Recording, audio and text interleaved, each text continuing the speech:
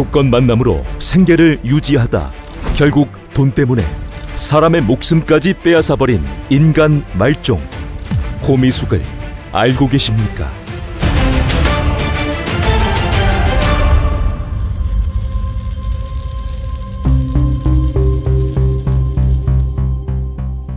(2014년) 경기도 파주에서 거주하는 30대 중반의 여성 고미숙은 피아노 강사 행세를 하고 100만 원에 가까운 월세를 내면서 명품 가방의 수입 차량 그리고 수시로 해외여행을 다니며 살고 있었다. 그리고는 자신의 화려한 일상을 자랑이라도 하듯 SNS에 업로드하고는 했으나 사실 그녀는 일정한 직업 없이 유료 채팅 사이트를 통해 이른바 조건 만남을 하며 생계를 이어가는 여성이었고 경제적으로 힘든 상황이었다. 그녀는 1년 넘게 월세도 내지 못하고 휴대폰 요금도 내지 못해 정지를 당할 지경이었으며 수입 차량의 할부금과 수천만 원의 빚독촉에 시달리며 살고 있었다. 그럼에도 사치를 부리는 그녀의 곁에는 채팅에서 만나 관계가 깊어진 최 씨라는 남성이 있었는데 최 씨는 처음에는 고 씨의 월세까지 지원해주며 관계를 이어갔으나 언제부터인가 경제적 지원을 끊었고 결국 그녀는 오피스텔에서 쫓겨나 거처를 옮겨야 했다. 그러던 2014년 5월 25일 고 씨는 여느 때와 같이 채팅 사이트에 접속해 여러 남성들에게 우리 서로 아껴주고 사랑해주는 애인 하기로 해요 라는 메시지를 보냈고 자신에게 잘 맞춰주는 50대 남성과 대화를 주고받다가 다음 날 만남을 약속했다. 다음 날인 2014년 5월 26일 아침 인천에 거주하는 50대 남성 박 씨는 거짓으로 서울로 면접을 보러 간다는 말을 하고 고미숙을 만나기 위해 집을 나섰으며 자신의 블랙박스까지 직접 꺼가며 박 씨는 파주의 통일전망대 인근에 도착하게 된다. 얼마의 시간이 지난 뒤 박 씨의 차량 옆에 은색 수입차 한 대가 멈춰섰고 그 차에는 검정 미니스커트, 긴 생머리를 한 고미숙이 있었다. 잠시 후 박 씨는 자신의 차량을 두고 고 씨의 수입 차량으로 옮겨 탄 뒤 어디론가 향하게 되는데 채팅으로 알게 된 지 하루 만에 그리고 직접 얼굴을 본 지 10분 만에 두 사람이 향한 곳은 다름 아닌 인근의 무인텔. 잔혹한 사건은 그때부터 시작되었다. 무인텔에 도착한 두 사람은 함께 방으로 들어갔고 술이 필요했는지 잠시 후 박 씨가 편의점에서 술을 사왔으며 이후 두 사람은 함께 시간을 보내게 되는데 이때 박 씨를 만나는 목적이 귀금속 구입 자금 마련이었던 고 씨는 술을 마시며 범행을 저지를 기회를 엿보게 된다. 그렇게 자리를 이어가다 박 씨가 등을 돌리자 고 씨는 이때다 싶어 자신의 가방에 미리 준비한 30cm의 회칼로 박 씨를 무자비하게 공격하게 되는데 무방비 상태였던 박 씨는 어찌할 방법이 없이 목과 가슴, 다리 등에 무려 40여 곳을 난자당하며 그 자리에서 숨져야 했다.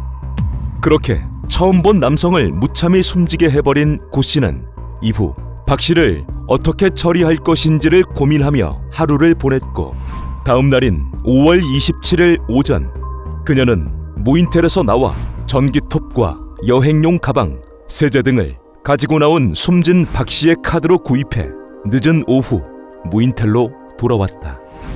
사람을 숨지게 하고 전기톱과 세제를 사들고 왔다면 어떤 짓을 할 것인지 짐작되는 상황. 박 씨의 시신을 잔혹하게 훼손한 고 씨는 무인텔 내부를 깨끗하게 물청소한 뒤 숨진 박 씨의 상반신과 하반신을 차에서 가져온 가방에 따로 담아 보관하게 된다. 그리고 다음 날인 5월 28일 오전 그녀는 자신의 차량 트렁크에 가방을 싣고 집으로 향하게 된다. 고 씨는 숨진 박 씨를 트렁크에 실어놓은 채 무려 이틀이나 유기 장소를 고민하게 되는데 여기서 놀라운 점은 카드사의 신분 확인 요청으로 실패하기는 했으나 고미숙은 숨진 박 씨의 카드를 들고 금은방을 다니며 2천만 원 정도의 귀금속을 구입하려 했다는 것이었다. 더 놀라운 점은 그러한 상황에도 고 씨는 채팅을 통해 남성을 만나 관계를 맺었는데 대체 무슨 정신인지 과정에서 조건 만남 금액을 조율하기도 했었다.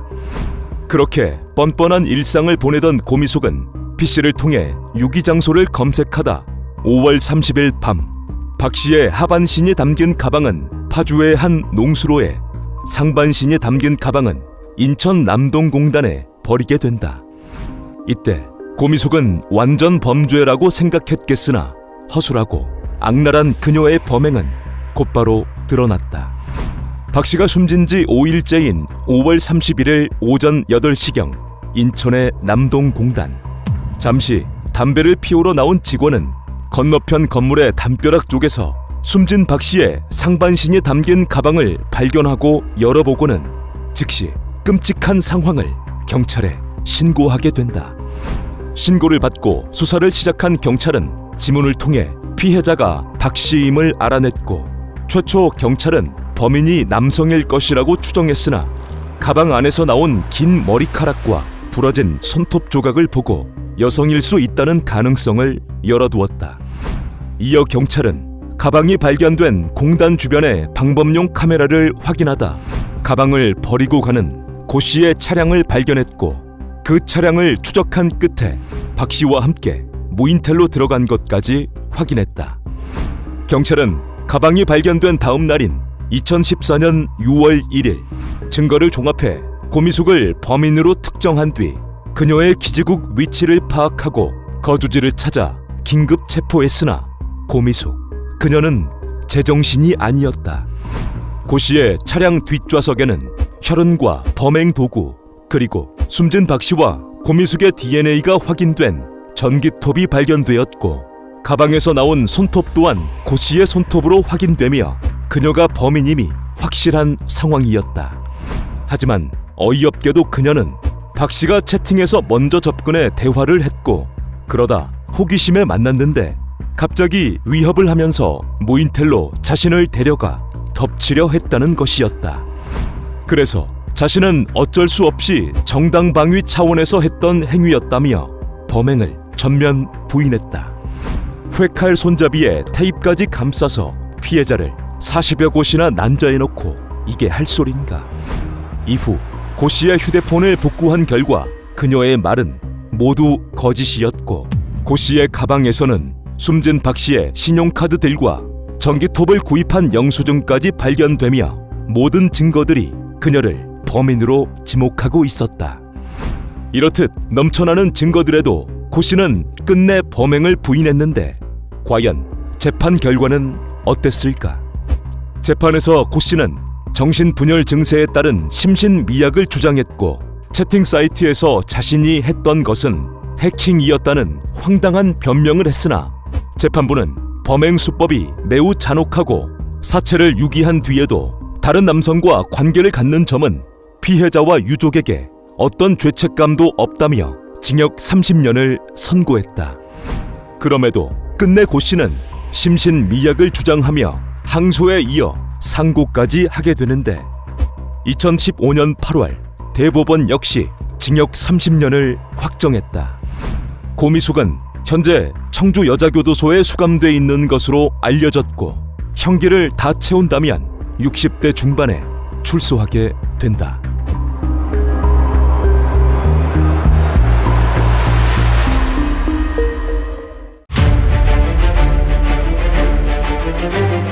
열 살 많은 남성과 돈 때문에 부적절한 관계를 맺고 돈을 주지 않자 결국 숨지게 해버린 인간 말종 조성호를 알고 계십니까?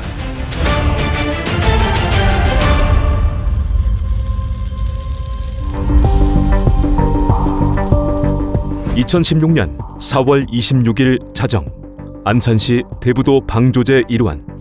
수상해 보이는 한 남성이 자동차 트렁크에서 마대자루를 꺼내 서성이다 버렸고 잠시 후 또 다른 곳에 마대자루 하나를 더 버리더니 황급히 사라졌다. 수상해 보이는 이 남성, 대체 무슨 일일까? 이유는 이 남성의 가까운 과거에 있었다. 이 남성은 1986년 인천 출생, 이름은 조성호.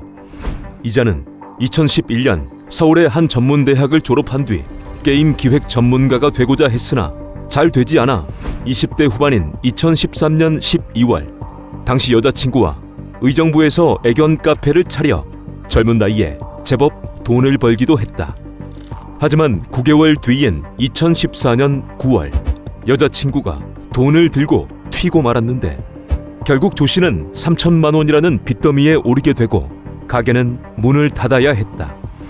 이후 빚더미에 오른 조 씨는 대출 관련된 일을 전전하다 2015년 성인 유료 채널에 출연하는 여배우들을 모집하고 관리하는 일을 했고 그러다 개인 교수 심화학습이라는 성인 영화에 단역으로 출연하기도 했으며 과정에서 촬영차 안산의 대부도를 몇 차례 가본 적이 있었다. 하지만 그 일도 잠시 2016년 1월부터는 인천 연수구의 한 모텔에서 카운터로 일하게 되는데 이때부터 조성호가 왜 대부도에 마대자루를 버렸는지 그 이유가 밝혀지게 된다.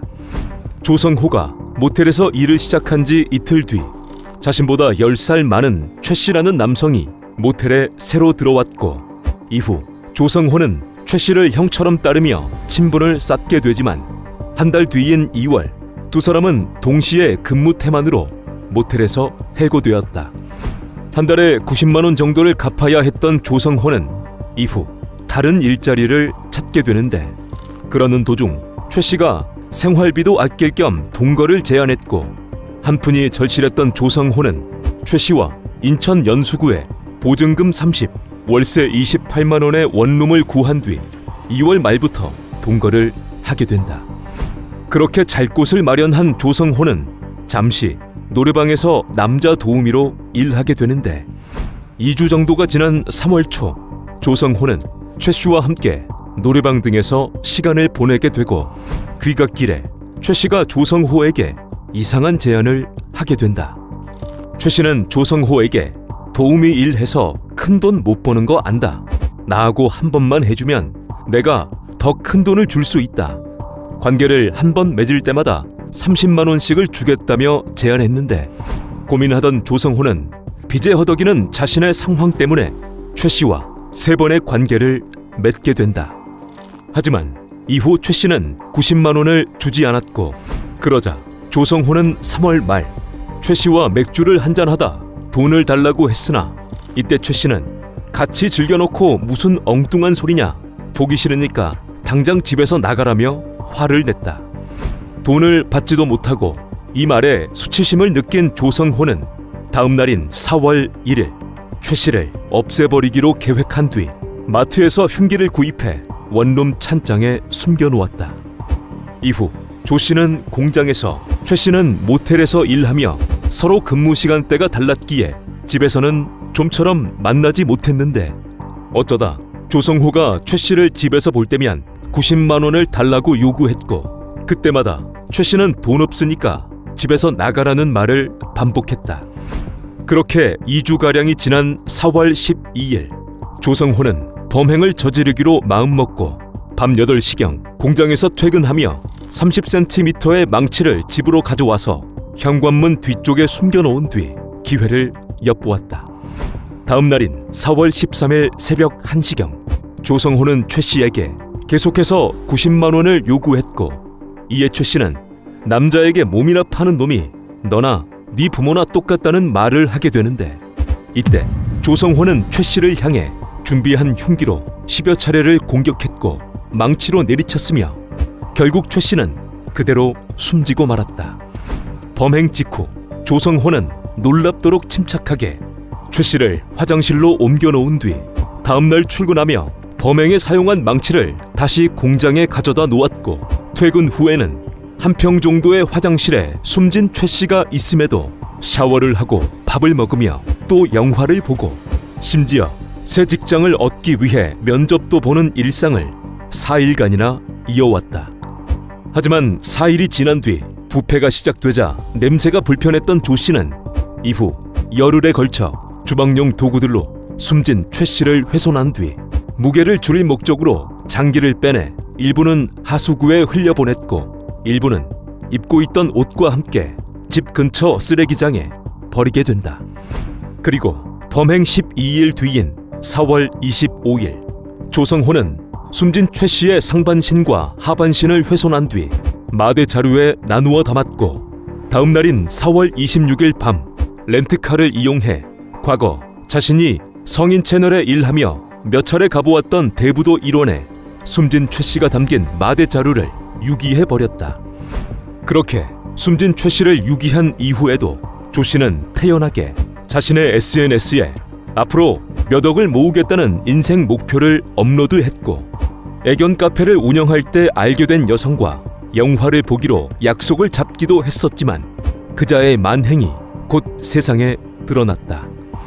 2016년 5월 1일 오후 3시경 안산시 대부도 방조제 근처를 지나던 한 시민은 최 씨의 하반신이 담긴 마대자루를 발견하고 열어보고는 즉시 경찰에 신고했고 현장을 찾은 경찰은 수사본부를 구성, 대대적인 수색에 들어갔다. 그리고 이틀 뒤인 5월 3일 경찰은 최 씨의 하반신이 발견된 지점 10km 정도 떨어진 곳에서 이불에 쌓인 최 씨의 상반신을 추가로 발견했고 이후 신원을 확인하려 했지만 부패 때문에 손가락이 부어 지문 채취가 어려웠다. 하지만 손가락 표피를 벗겨낸 뒤 속 지문을 채취, 약품 처리를 하여 원래 지문을 복구하는 방식으로 신원을 확인한 경찰은 피해자가 최 씨임을 알아냈고 몸에 상처가 많은 것으로 보아 면식범일 가능성에 무게를 두었다. 그리고는 최 씨의 휴대전화를 보관, 통화 내역을 분석해 최근 자주 통화한 대상자를 파악한 뒤 조성호를 유력 용의자로 보고 조 씨의 기지국 주변을 탐문했으며 결국 숨진 최 씨가 발견된 지 4일 만인 5월 5일 인천의 집에서 조성호를 붙잡게 된다. 조성호는 검거 직후 처음에는 부모님 욕에 화가 나서 저지른 우발적인 범행이라 주장했으나 결국 계획적인 범행인 것으로 밝혀졌는데 조성호, 그자의 재판 결과는 어땠을까? 재판에서 조 씨는 정신감정을 요청하고 심신미약을 주장했으나 1심 재판부는 범행이 잔혹하기 그지없고 피해자 인격에 대한 최소한의 존중도 저버렸다며 무기징역을 선고했다.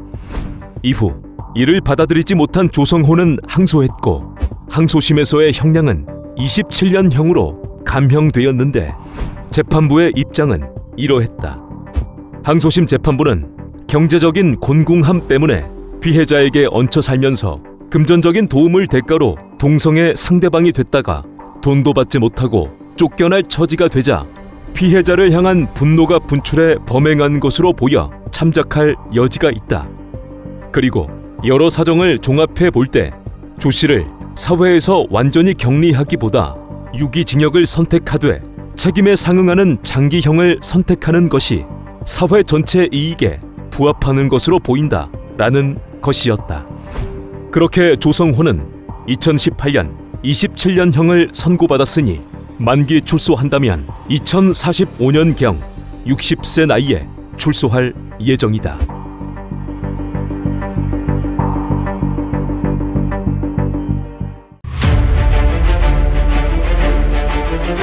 자신의 성욕을 채우기 위해 수십 년간 여성들에게 몹쓸 짓을 하고 결국 목숨까지 빼앗아버린 인간말종 서진환, 그자를 알고 계십니까?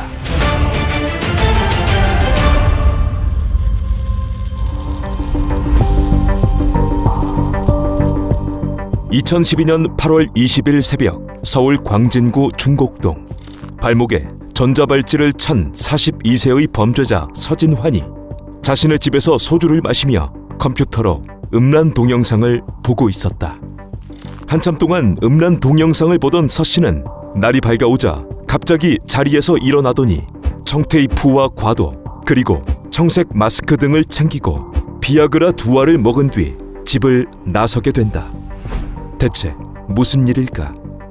이유는 자신의 성욕을 풀기 위해 여성에게 몹쓸 짓을 하기 위한 것. 그렇게 아침 9시 20분경 서진환은 범행 대상을 찾아 길을 헤매게 되고 평범한 사람들은 분주히 하루를 시작하고 있었다. 그중 아이 둘을 키우며 살아가던 37살의 지선 씨 역시 남편을 출근시킨 뒤 4살과 5살의 아이들을 유치원에 보내기 위해 집을 나섰다.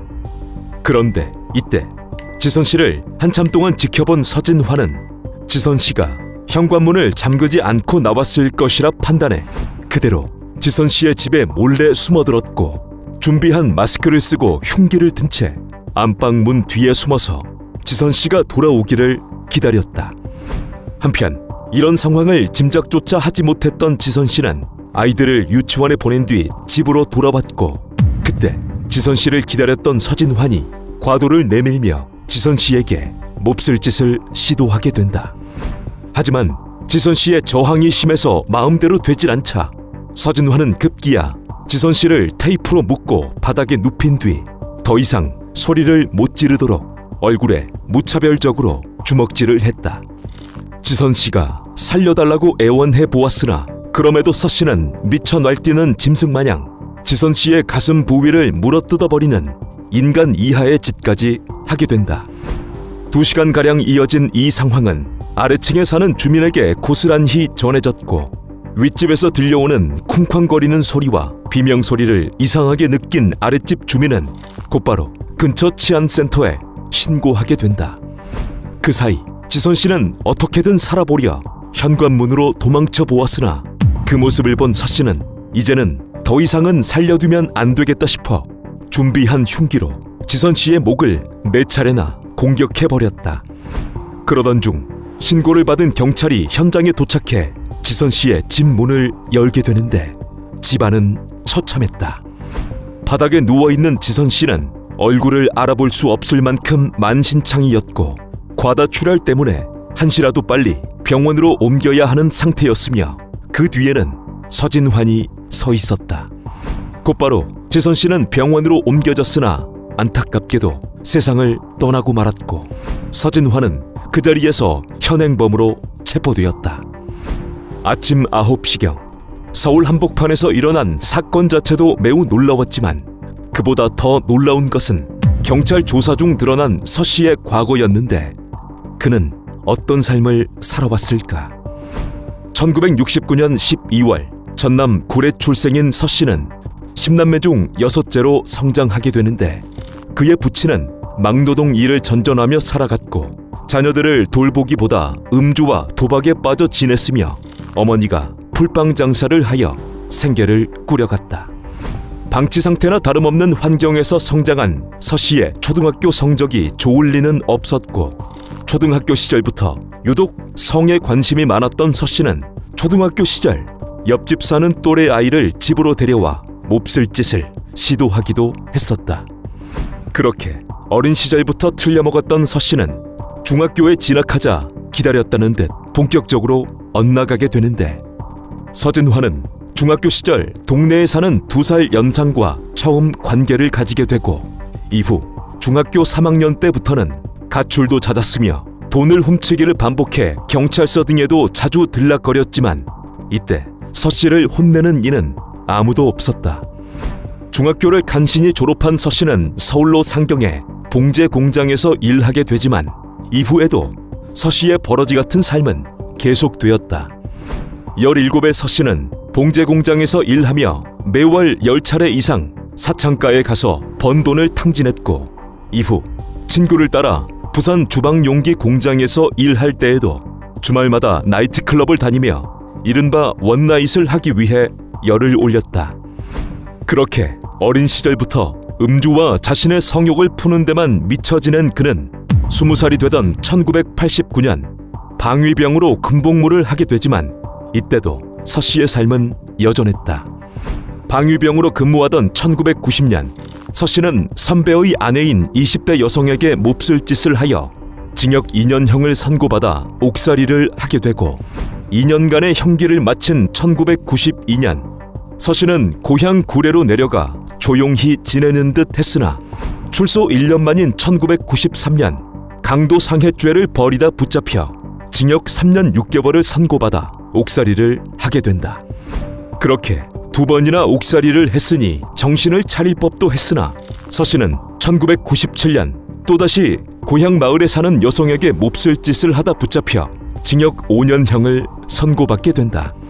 2002년 출소한 서 씨는 서울 면목동에서 막노동 일을 하며 한동안은 범행을 저지르지 않았으나 2004년 4월 또다시 면목동에 거주하는 여성을 위협하며 돈을 빼앗고 몹쓸 짓을 해서 7년의 징역형을 선고받아 옥살이를 하게 되고 2011년 출소하게 된다.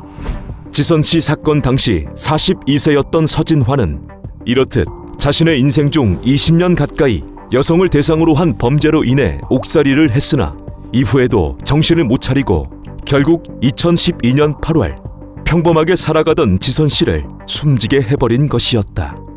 더욱 놀라운 것은 지선 씨 사건 9일 전에도 그자는 30대 여성에게 몹쓸 짓을 했다는 것이었다. 인간 말종이었던 서진환, 그자의 재판 결과는 어땠을까? 검찰은 1심과 항소심 모두 사형을 구형했으나 재판부는 범행 수법이 지극히 대담하고 잔혹하며 범행 결과도 중대하다는 말과 함께 서 씨의 범죄 전략과 범행 수법, 내용, 책임 전가 태도, 개선 여지가 없어 보이는 점 등에 비춰보면 법정 최고형인 사형을 선고함이 마땅하다고 볼 여지도 있지만 사형은 생명의 소멸을 가져오는 극형이고 극히 예외적인 형벌인 점을 고려하면 그것이 정당화될 수 있다고 누구라도 인정할 만한 객관적 사정이 있을 때만 예외적으로 허용해야 한다는 입장을 보였다. 결국 서진환은 1심과 항소심 모두 무기징역을 선고받아 현재도 옥살이 중에 있다.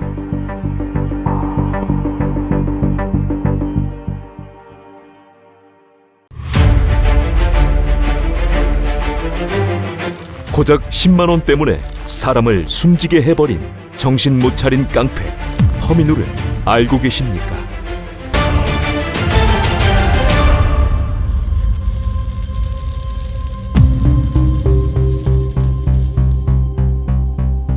(2021년 4월 21일) 오후 7시경 인천시 중구 신포동. 저녁 식사를 마친 40대 초반의 남성 김씨와 안씨가 인근의 노래주점으로 향하게 된다. 주점을 찾은 두 사람은 룸으로 들어가게 되고 당시는 코로나가 한창이었기에 마감 시간은 10시까지였으나 그 주점은 방역 수칙을 어기며 영업을 하는 곳이어서 두 사람은 시간에 관계없이 자리를 이어갈 수 있었다.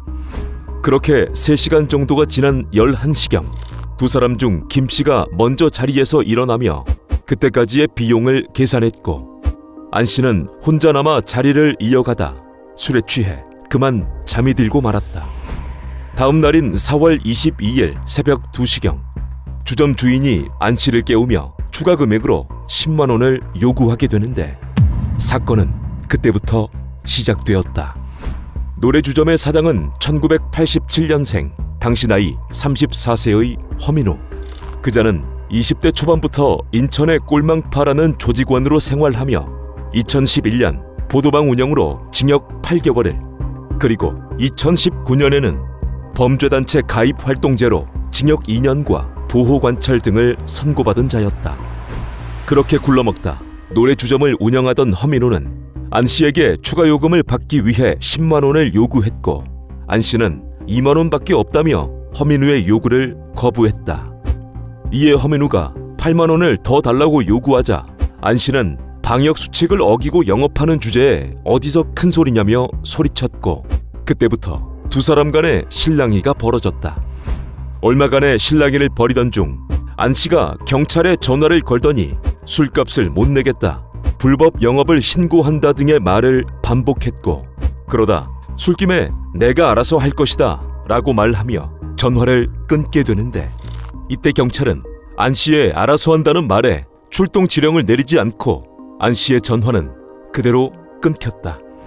이후 두 사람의 실랑이는 더욱 격해지게 되고 그러다 안씨가 허민우의 뺨을 툭툭 치며 뭐까지 마라, 너는 네 가지가 없어 라는 등의 말을 하게 되는데 이때 왕년에 좀 놀아봤던 허민우가 결국 화를 참지 못하고 안씨에게 주먹을 날리게 된다. 이후 허민우의 주먹질이 선을 넘는가 싶더니 안씨가 의식을 잃고 쓰러졌고 그럼에도 이미 제정신이 아닌 허민호는 쓰러져 있는 안 씨의 얼굴을 발로 수십 차례 밟아버리는 무자비한 짓을 하게 되는데, 결국 한참 동안 이어진 허민호의 잔혹한 행동으로 안 씨는 숨지고 말았다. 고작 10만 원 때문에 주먹과 발로 사람을 숨지게 해버린 상황.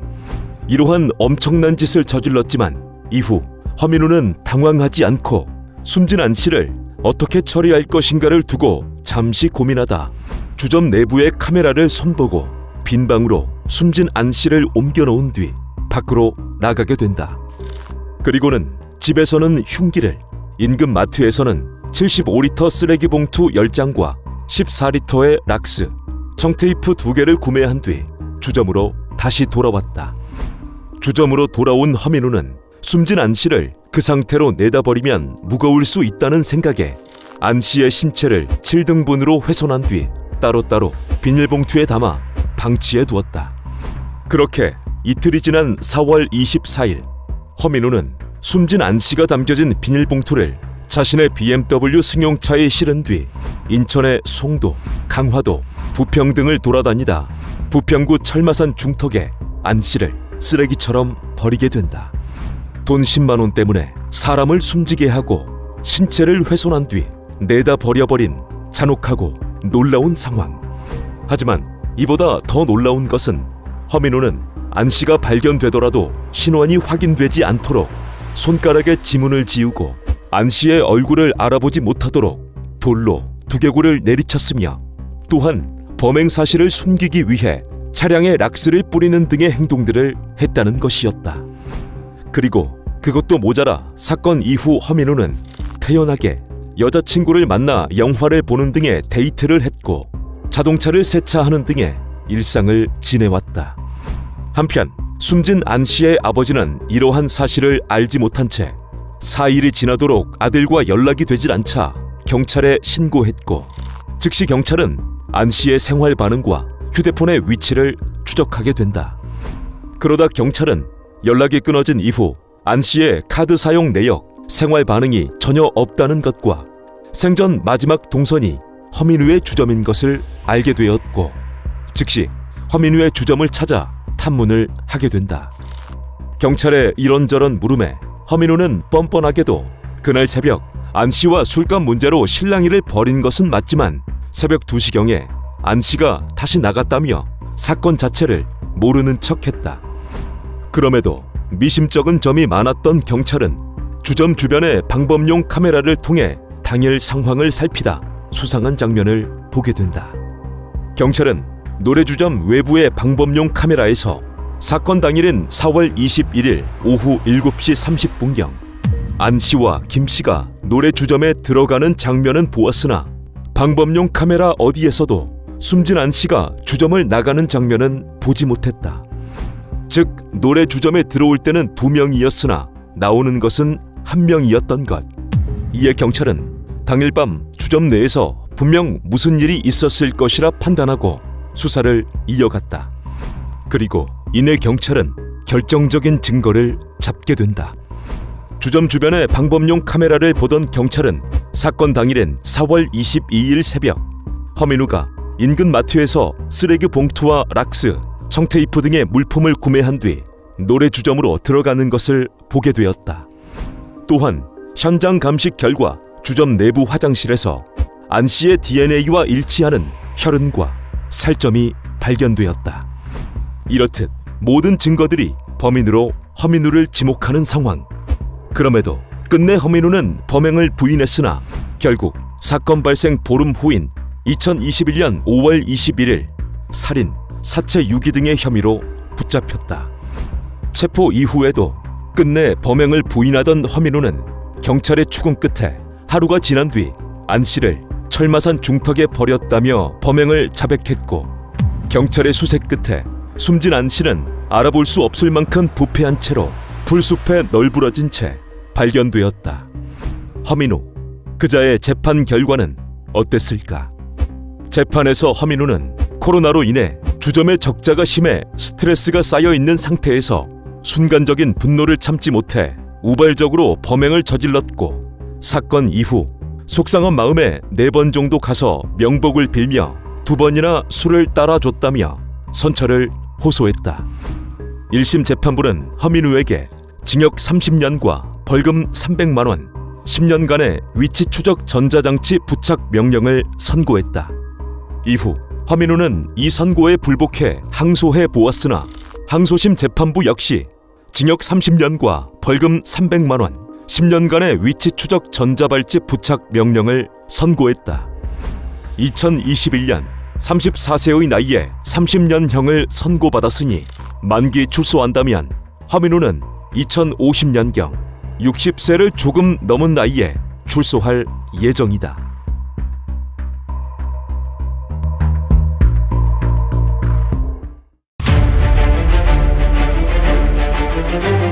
수십 년간 교도소를 드나들다 5일 만에 2명을 숨지게 해버린 인간 말종 이영복을 알고 계십니까?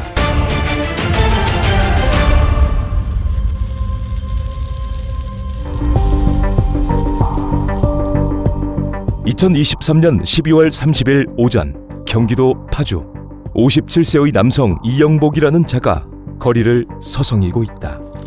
뭔가 수상해 보이는 이자는 과거 절도, 강도 등의 혐의로 수십여 년간 교도소를 드나들며 막장 인생을 살아온 자였는데 그 자의 과거를 잠시 돌아보자면 이 씨는 20살이 되던 1986년 강도 혐의로 징역 2년과 집행유예 4년을 선고받았으나 집행유예 기간 중 여성에게 강도짓을 하다 붙잡혀 10년간 옥살이를 했었다.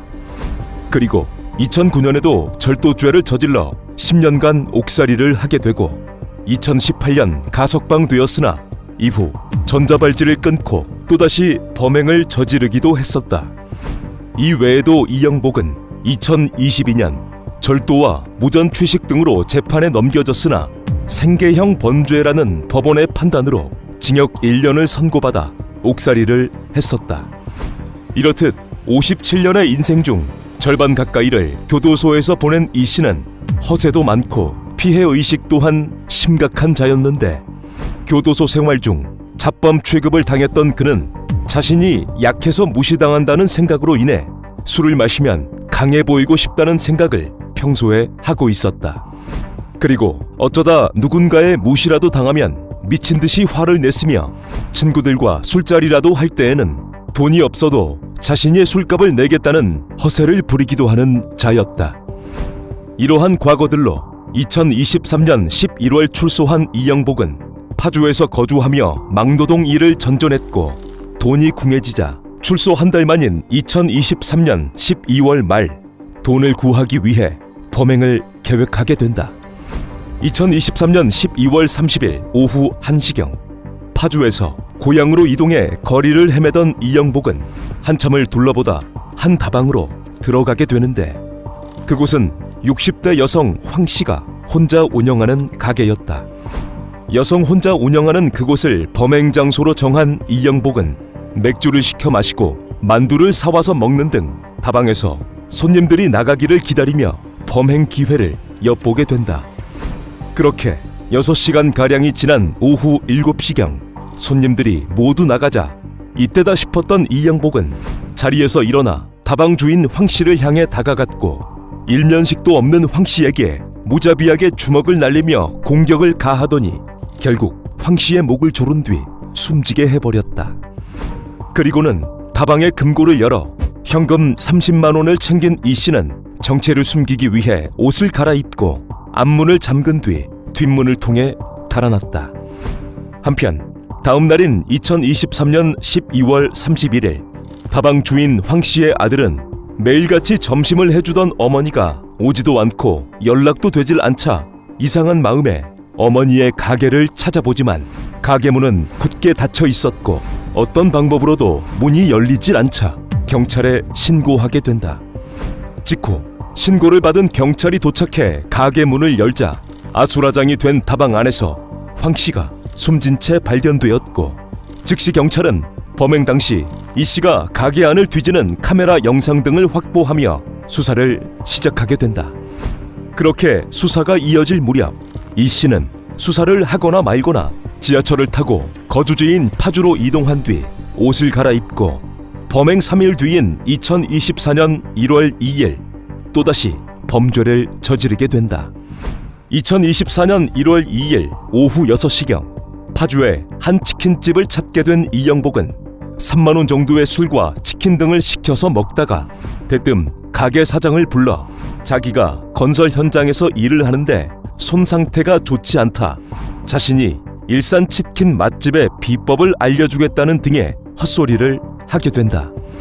얼마 후 치킨집 사장이 자리를 비우자 갑자기 돌변한 이 씨는 카운터로 향해 10만 원 정도가 들어있는 금고를 통째로 뜯어버리고 옷으로 감싼 뒤 가게를 빠져나갔다. 다음 날인 1월 3일 파주의 한 식당을 찾게 된 이영복은 그 가게 사장에게도 경제가 어떠냐, 물김치가 맛있다는 등의 헛소리를 하다 갑자기 메뉴에도 없는 불닭볶음면을 끓여달라고 요청했다. 그러다 잠시 가게 사장이 화장실을 가려 자리를 비우자 이영복은 그대로 가게 사장의 지갑을 들고 도망쳐 버렸다. 다음 날인 1월 4일 늦은 오후 이 씨는 경찰의 수사망을 피해 현금만을 사용하며 파주에서 서울로 다시 양주로 이동해 범행 대상을 물색하다 한 다방을 찾게 되는데 그 다방 역시 60대 여성 신 씨가 혼자 운영하는 곳. 그 다방을 범행 장소로 정한 이영복은 차를 시켜놓고 다방에 한참을 머물며 범행 기회를 엿보게 된다. 그런데 좀처럼 틈이 나질 않자 이 씨는 다방 종업원을 불러 사장님이랑 할 이야기가 있으니 빨리 퇴근하라고 말했고, 얼마 후 종업원이 나가자 이 씨는 전과 같이 여사장 신 씨를 공격한 뒤 목을 졸라 숨지게 해버렸으며 금고에서 30만 원을 빼낸 뒤 도망쳤다. 이렇듯 일주일 사이 2명을 숨지게 한 이영복은 양주에서 벌인 범행 직후 아무 일도 없었다는 듯 택시를 탄 뒤 의정부로 이동해 밥을 먹고 다음 날인 1월 5일 새벽 남대문 시장에 들러 옷을 산 뒤 동서울 터미널에서 출발해 태백과 삼척을 거쳐 강릉으로 향하게 된다. 한편 1월 5일 오전 8시경 다방에 출근한 종업원은 숨져있는 다방 주인 신 씨를 발견한 뒤 즉시 경찰에 신고했고, 경찰은 유사한 범행 수법으로 연달아 사건이 발생한 점을 두고 동일범일 가능성이 높다고 판단했다. 그리고 현장에서 채취한 지문을 정밀 감식한 경찰은 고양과 양주 다방의 범인이 동일범이라는 것을 알아냈고 1월 5일 오전 공개 수배로 전환, 수배 전단을 배포하게 된다. 이후 방범용 카메라를 통해 이영복의 동선을 추적한 경찰은 이 씨가 강릉에 있다는 것을 알아냈고 공개 수배 14시간 만인 1월 5일 밤 10시경 강릉의 한 재래시장에서 이영복을 검거했다. 이 씨는 검거 초반 우발적인 범행이었고 강릉으로 간 이유는 무서워서 도망쳤다 주장했는데, 경찰은 이 씨의 범행 동기에 대해 자신은 항상 약해서 무시당해 왔고 술을 마시면 강해 보이고 싶어하는 생각에 범행을 저질렀다고 전했다. 2024년 1월 10일 경찰은 신상정보공개심의위원회를 열게 되고 신상공개위는 죄의 잔인성과 중대한 피해가 인정되고 범행 증거가 충분한 만큼 신상공개가 공공의 이익에 부합된다고 판단된다며 이영복의 신상을 공개하게 된다. 현재인 2024년 이영복의 재판은 진행 중이다. 2024년 3월 열린 첫 재판에서 일부를 시인한 이영복의 재판이 언제 끝날지는 모르겠으나 부디 재판부에 현명한 판단이 있기를 기대한다.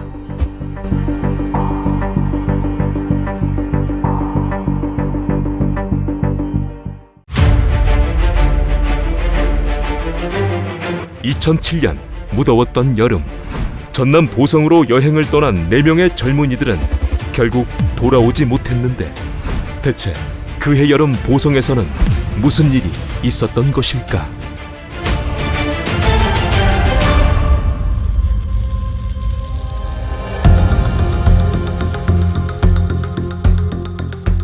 (2007년 8월 31일) 전라남도 보성군.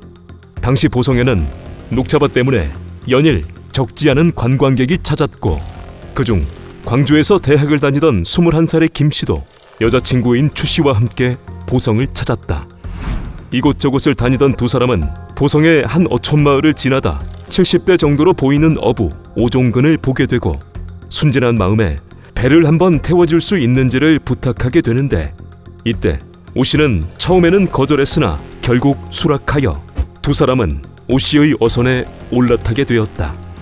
그렇게 두 사람을 실은 오 씨의 배는 먼 바다로 향하게 되고, 그러는 동안 두 사람은 좋은 할아버지 덕분에 배를 탔다며 사진도 찍고 경치를 즐겼으나 그들의 생각과는 달리 이때 오 씨는 여자친구인 추 씨에게 몹쓸 짓을 하기로 마음을 먹고 있었다. 어느덧 바다 한가운데에 도착하자 오 씨는 배를 멈춰 세운 뒤 추 씨에게 몹쓸 짓을 하려 했고, 먼저 방해가 될 수 있는 남자친구 김 씨를 없애려 바다로 밀어버렸다. 그 바다는 평소 바다를 잘 아는 사람도 한 번 빠지면 쉽게 헤어나올 수 없을 만큼 물살이 거셌던 곳. 김 씨는 발버둥을 치며 배에 오르려 했지만 이때 오 씨가 사카떼라는 2m 정도의 어구를 수십 차례 내리치며 방해했기 때문에 결국 김 씨는 배 위로 올라오지 못하고 바다에서 숨지고 말았다. 직후 추 씨는 오 씨가 자신의 몸을 더듬으려 하자 강하게 저항하며 119에도 전화를 걸어보았으나 겁에 질려 제대로 말을 하지 못했고, 이러한 추 씨의 저항에 화가 난 오 씨는 같이 없어져 버려 라고 말한 뒤 추 씨마저 바다에 밀어 숨지게 하고 말았다. 그리고 오 씨는 아무 일도 없었다는 듯 집으로 돌아와 평소와 다름없는 생활을 이어갔다. 한편 다음 날인 9월 1일 추 씨의 가족은 막차로 온다던 딸이 이틀째 연락이 되질 않자 보성경찰서에 실종 신고를 했고, 신고를 받은 경찰은 휴대폰 위치 추적과 인근의 방범용 카메라를 통해 사건 당일 해안가를 걸었던 두 사람의 행적을 파악하며 수사를 이어갔다. 그러던 9월 3일 실종됐던 추 씨가 보성 앞바다의 건너편인 고흥의 앞바다에서 발견되었고, 이틀 뒤인 9월 5일에는 김 씨가 인근 등량면의 앞바다에서 각각 숨진 채 발견되었다. 이때 추 씨에게서는 별다른 외상이 발견되지 않았으나 김 씨의 온몸에는 멍이 들어 있었고 발목에는 골절상이 있었는데, 타살 혐의점을 찾지 못한 경찰은 실족사나 두 사람이 동반으로 극단적인 선택을 한 것으로 판단해 수사를 종결짓다시피 하고 말았다. 한편 이 소식을 전해 들었음에도 오 씨는 태연하게 시장을 오가며 쭈꾸미를 내다 파는 생활을 이어갔고, 그렇게 한 달 정도가 지나며 사건은 잊혀지는 듯 했으나 9월 말 오 씨는 또 다른 범행을 저지르게 된다. 대학생 사건 한 달 뒤인 9월 25일 경기도에 사는 20대 초반의 여성 안 씨와 조 씨는 추석 연휴를 이용한 여행 중 보성을 찾아 녹차밭과 재래시장 등을 둘러보았고, 그러다 관광객으로 보이는 중년 여성이 남편을 찾는다기에 흔쾌히 휴대전화를 빌려주는 지극히 평범한 시간을 보내고 있었다. 그런데 이때 오 씨가 좋은 사람인 척 두 여성에게 접근해 배를 태워주겠다며 인적이 뜸한 선착장으로 그녀들을 유인했고, 이에 두 여성은 넉넉한 시골 인심을 믿었기에 별 의심 없이 오 씨의 어선에 올라탔다. 하지만 얼마 후 육지와 멀어지자 배를 멈춰 세운 오 씨는 돌변해 두 여성을 번갈아가며 더듬게 되고, 이에 두 여성은 뭐 하는 거냐고 저항하며 오 씨와 한참 동안 몸싸움을 벌이게 되는데, 이후 오 씨는 상황이 마음처럼 되질 않자 두 여성을 바다에 밀어버린 뒤 전과 같은 방식으로 숨지게 했다. 그리고 이때에도 오 씨는 태연하게 배를 정리하며 발각되지 않을 것이라 생각하고 돌아왔으나 그녀들은 세상을 떠나기 전 한 가지 증거를 남겼는데, 그 증거는 배에서 두 여성이 오 씨와의 몸싸움을 벌이던 중 한 여성이 오전에 휴대폰을 빌려준 중년 여성에게 이와 같이 도움을 요청하는 메시지를 보냈던 것이었다.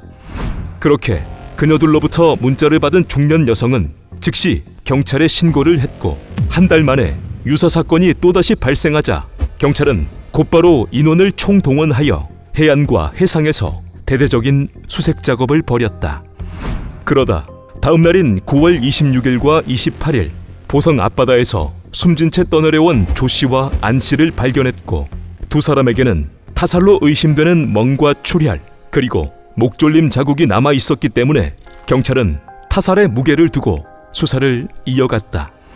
먼저 경찰은 사건 발생 추정일에 출항한 어선들이 있는지를 추적했고, 그 결과 그동안 무등록으로 법망을 피해온 한 척의 어선이 출항한 것을 알아냈고, 또한 인근 주민으로부터는 70대의 할아버지가 20대 여성들을 어선에 태웠다는 진술을 확보했다. 이를 토대로 경찰은 오 씨의 배를 찾아 수색을 하게 되고, 그러자 오 씨의 배 안에서는 피해 여성의 신용카드와 머리끈 그리고 긴 머리카락 등이 발견되었다. 직후 오 씨를 유력 용의자로 특정하고 소재지를 파악한 경찰은 9월 말 오 씨의 집을 급습해 태연하게 TV를 보고 있는 오종근을 긴급 체포했으나 그의 뻔뻔함은 그때부터 시작되었다. 검거 직후 오 씨는 여성들을 자신의 어선에 태우기는 했으나 사고가 난 이유는 여성 중 한 명이 배에서 소변을 보러 가다 발을 헛디뎌 바다에 빠졌고, 다른 여성이 빠진 여성을 구하려다 사고가 생긴 것이라며 범행을 강하게 부인했다. 그러다 경찰이 오 씨의 어선에서 발견한 피해자들의 머리카락과 신용카드 그리고 그녀들이 보낸 메시지들을 증거로 들이밀자 오 씨는 그제서야 마지못해 범행을 인정했다. 이후 경찰은 한 달 전에 발생한 대학생 사건도 오 씨의 범행이라 생각해 신문해 보았으나 오 씨는 그런 사람들은 본 적도 없다며 이때에도 범행을 부인했다. 여러 정황상 오 씨가 분명 범인인 듯 했으나 증거가 없는 상황. 그런데 그 무렵인 10월 초 한 주민이 꼬막을 캐는 과정에서 카메라 한 대를 발견했고, 분석 결과 그 카메라는 1차 피해자인 대학생의 카메라로 밝혀졌으며, 이후 어렵게 복구된 카메라의 메모리칩 안에는 두 대학생의 사진과 오 씨의 뒷모습을 찍은 사진이 담겨 있었다. 이는 두 대학생이 사건 당일 오 씨의 어선에 탔었다는 것을 입증할 결정적인 단서였고, 이 외에도 증거는 또 있었는데, 1차 피해자인 추 씨는 사건 당시 119로 4차례나 전화를 걸었고, 네 번째 통화에서 아주 작게 어디서 무선이냐 라는 오 씨의 음성과 배의 엔진 소리 같은 소음이 녹음되어 있었다. 이러한 증거가 나오자 결국 오 씨는 젊은 여성들을 만져보고 싶어서 그랬다며 범행을 자백했다. 그렇게 범행이 드러났음에도 이후 오 씨는 여전히 정신나간 소리를 늘어놓았는데, 그자는 조사 과정에서 피해자들이 그 많은 배들 중 하필 자신에게 배를 태워달라고 한 게 잘못이고 돈을 안 받고 태워준다고 하니 그게 좋아서 배를 탄 게 아니냐며 오히려 책임을 피해자들에게 떠넘겼다. 또한 오 씨는 이미 그 사람들은 세상을 떠나서 상관없지만 살아남은 자신은 그 사건 때문에 사회적으로 지탄을 받는 등 많은 어려움을 겪고 있다는 별 말 같지도 않은 말을 했으며, 조사 과정 내내 그자는 피해자에 대한 연민이나 자신의 범행을 후회하지는 않았다고 한다. 이후 재판에 넘겨진 오종근은 2008년 초부터 열린 1심과 항소심에서 모두 법정 최고형을 선고받게 되는데, 재판부는 오 씨에 대해 채 한 달도 되지 않는 기간에 계획적으로 2번의 범행을 연이어 저지른 점을 지적했고, 그럼에도 참회하지 않고 변명을 계속 늘어놓은 오 씨에게서는 교화 가능성을 찾기가 어렵다는 판결을 내놓았다. 그리고 오 씨는 뭐가 억울했는지 대법원에까지 상고해 보았으나 기각되었고, 2010년 6월 법정 최고형이 확정되어 현재도 복역 중에 있다.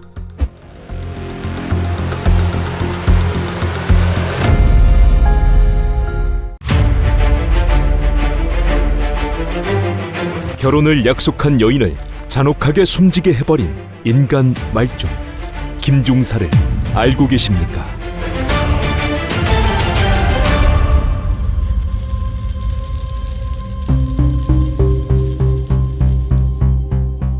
(2004년 11월) 일산에 거주하며 경기도 육군사단에 근무하는 30살의 김중사는 동료인 여군 하사관의 소개로 대구에서 거주하는 20대 여성 유씨를 만나게 된다.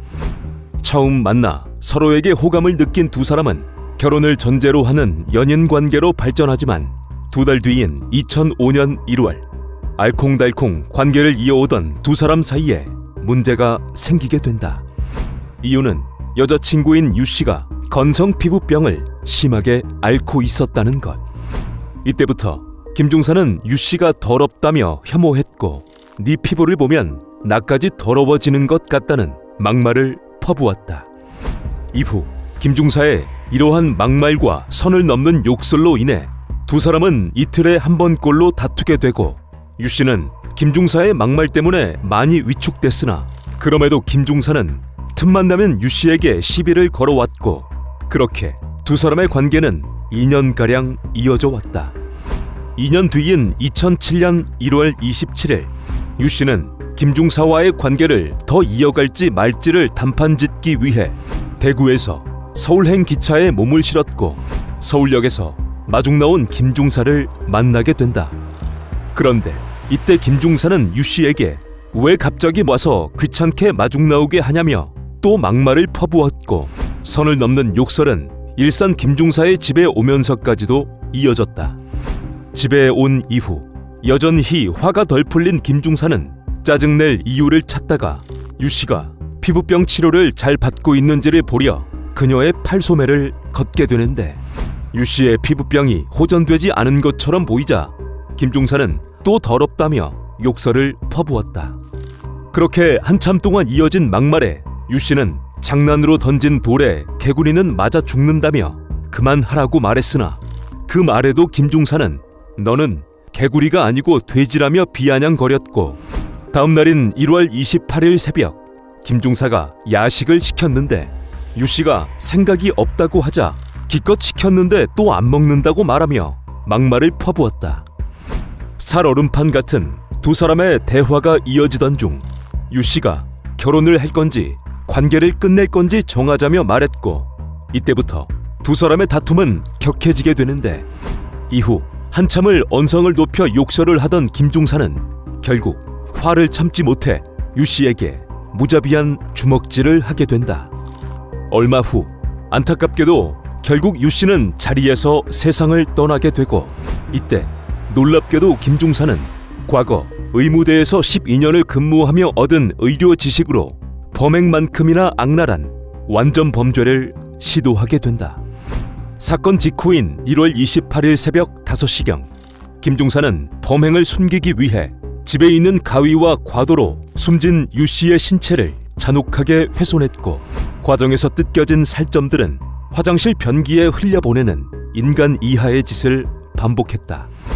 날이 밝아올 때까지 그 짓을 이어가던 김중사는 이렇게 하면 시간이 많이 걸리겠다 싶어 오전 7시경 인터넷으로 인근 마트의 정보를 확인하고 마트 개장 시간에 맞춰 이동하게 된다. 그렇게 마트로 향한 김중사는 도중 유씨가 입었던 옷과 자신이 범행 당시 입었던 옷을 따로따로 버렸고 마트에서는 믹서기와 톱 그리고 세정제와 욕실용 청소소를 구매한 뒤 집으로 돌아왔다. 오전 10시 30분경 집으로 온 그자는 그때부터 오후 5시까지 숨진 유씨의 신체를 마트에서 사온 톱을 이용해 무려 80여 조각으로 훼손한 뒤 비닐팩과 지퍼팩에 나눠 담았고 마트에서 사온 믹서기는 살점들을 분해하는 데 사용했다. 그리고 유씨의 머리카락마저 가위로 잘라 모두 태워버린 김중사는 욕실을 청소한 뒤 오후 6시경 비닐팩과 지퍼백을 유기하기 위해 밖으로 나갔고 서울역 1층의 남자 화장실 대변기와 근처의 찜질방 화장실 대변기에 내용물을 내려보내는 식으로 다음 날인 새벽 1시까지 비닐팩과 지퍼팩을 유기했다. 집에 돌아와서는 남은 몸통 부분을 봉지에 따로 담은 뒤 자신이 근무하는 부대 근처로 이동, 저수지와 야산, 쓰레기 분리수거장 등에 마저 유기하며 완전 범죄를 꿈꾸게 된다.